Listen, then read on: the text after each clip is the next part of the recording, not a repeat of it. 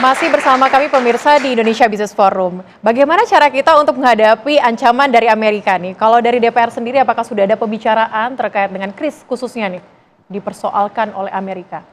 Iya, tentu kris ini kan salah satu dari bagian negosiasi yang diminta oleh Amerika Serikat kan gitu. Oke. Nah tentu kita sebetulnya terbuka. Bank Indonesia itu sudah menyatakan bahwa akan sangat terbuka kepada bentuk kerjasama dengan negara manapun kan gitu. Seperti kita ketahui juga ini kris kan sekarang sudah aktif di beberapa negara di ASEAN. Itu adalah bukti bahwa ini bukan hal yang eksklusif sebetulnya. Kita sangat terbuka untuk kerjasama dan inklusi gitu. Jadi saya pikir terlalu berlebihan kalau ini dipermasalahkan gitu. Oke, tapi saya juga mau cek dari data Selio seperti apa kalau kris ini, apakah memang setiap tahunnya meningkat drastis, kemudian penggunanya juga banyak, kemudian penyumbangnya ke dalam negeri juga banyak sekali, seperti apa Mas Media? Iya, saya kira power dari Indonesia hari ini adalah sebagian orang bilang ekonomi ke depan soal teknologi, tapi menurut saya ekonomi ke depan adalah soal manusianya. Indonesia punya 200-an juta penduduk dan saya kira ini yang sangat menjanjikan bagi ekonomi global ke depan. Itu kenapa transaksi kris itu terus mengalami peningkatan sesederhana memang karena ekonomi Indonesia bergerak. Dari Indonesia barat ke timur, dari kota ke desa, masyarakat mulai melakukan transaksi secara digital. Dan itu positif sekali. Bahkan tadi Ibu dari UMKM menyampaikan manfaatnya luar biasa. Dan riset kami juga menunjukkan lebih dari sekedar itu. Dengan QRIS pedagang bisa menyimpan uang lebih lama, uangnya juga bisa lebih safe. Dan kemudian transaksi itu juga kemudian bisa digunakan untuk hal-hal yang lebih produktif.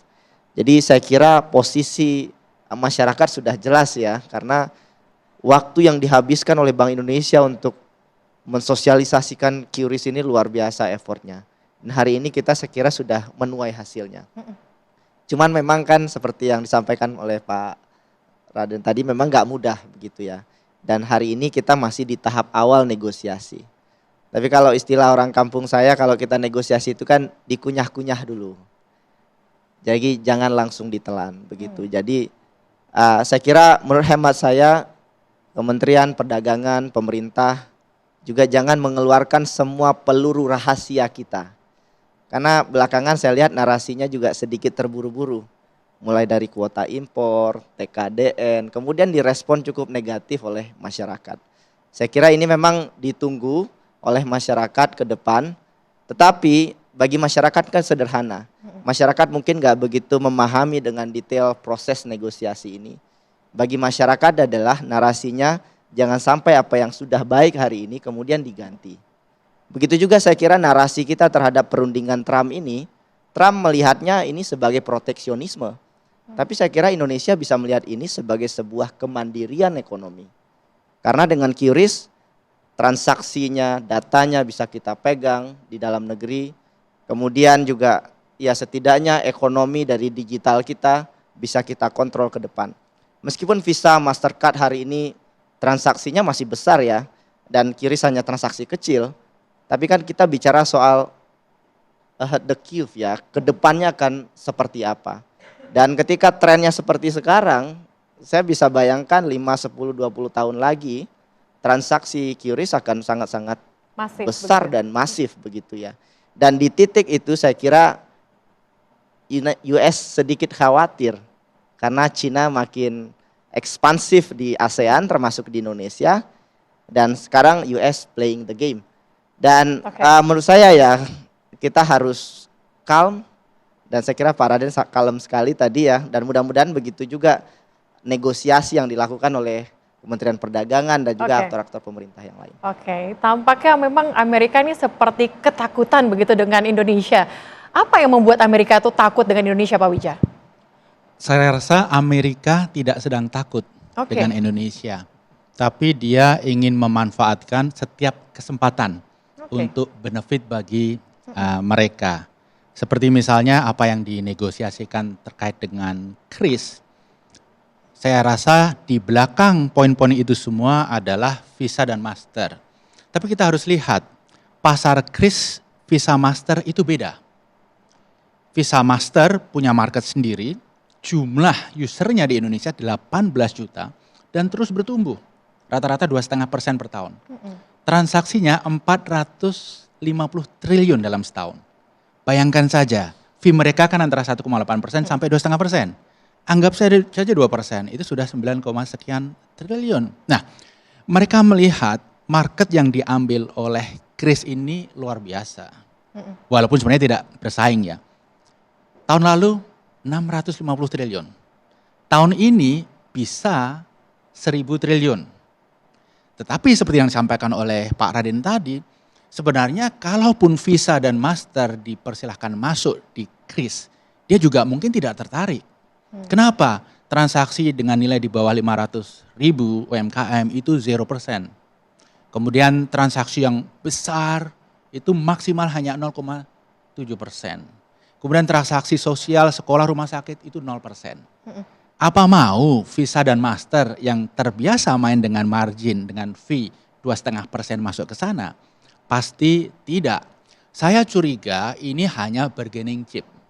Kalau negosiasi kita perbanyak tuntutan-tuntutan yang kita yakin mereka tidak bisa deliver. Sehingga Anda nggak deliver ini ya, tik. Anda nggak deliver ini ya, tik. Sehingga saya meminta sesuatu yang Anda harus deliver. Jadi ini merupakan bagian dari praktek negosiasi. Kembali Visa Master. Kalau kita keluar negeri, orang Indonesia masih pakai Visa dan Master. Dan satu hal yang barangkali mereka takutkan, saya sepakat dengan Mas Media. Karena Kris ini kan kemudian bisa terhubung antar negara. Jadi keluar negeri pun kita tidak perlu pakai Visa dan Master. Ini sudah mulai di ASEAN. Kita bawa Kris bisa ke seluruh negeri. Betul. Dan ini dari sisi devisa luar biasa. Kenapa? Uangnya tetap di Indonesia di net off antar negara. Jadi ketergantungan terhadap US dollar barangkali juga menurun. Karena ini kan sebenarnya transaksi pakai local currency. Jadi ada begitu banyak hal yang dikhawatirkan Amerika, tetapi dalam kaitan dengan apa yang kita bahas ini, mereka sedang aji mumpung saja. Mereka sedang mencoba menekan, memaksimalkan setiap kesempatan untuk benefit mereka. Memanfaatkan kesempatan begitu ya dengan segala tuntutan-tuntutan yang ada begitu Pak Wija. DPR ke depannya akan seperti apa nih Pak Fatih? Apakah akan memanggil instansi terkait untuk membicarakan hal ini? Kemudian memberikan respon kepada Amerika atau seperti apa? Ya tentu kita mendukung pemerintah. Kita percaya bahwasanya pemerintah sekarang sedang melakukan effort sebaik mungkin untuk kepentingan negara kita. Sehingga tentu ke depan ya tetap dilakukan komunikasi secara rutin dengan mitra-mitra kami kan khususnya terkait ini dengan Kementerian Keuangan dan juga kalau Kris ini kan dengan Bank Indonesia gitu. Kita pastikan dan kita support. Kenapa? Karena memang ini adalah sebuah hal solusi yang sangat baik. Tadi sudah kita dengarkan bagaimana Kris ini sangat bermanfaat bagi masyarakat, memudahkan kan gitu. Sehingga tidak ada alasan untuk tidak mendukung itu. Tapi kalau dari DPR sendiri arahnya seperti apa? Saat ini kita berada di tengah-tengah nih antara Cina dan juga Amerika. DPR ada responnya, apakah kita harus berpihak kepada siapakah atau bagaimana? Ya kita ini kan memang di dalam konstitusi sudah jelas bahwa kita ini kan negara yang netral ya. Kita tidak berfaksi kepada manapun, tetapi terkait dengan sikap ini ya tentu mana yang paling menguntungkan. Seperti kita ketahui bahwa Indonesia ini adalah anggota tetap BRICS.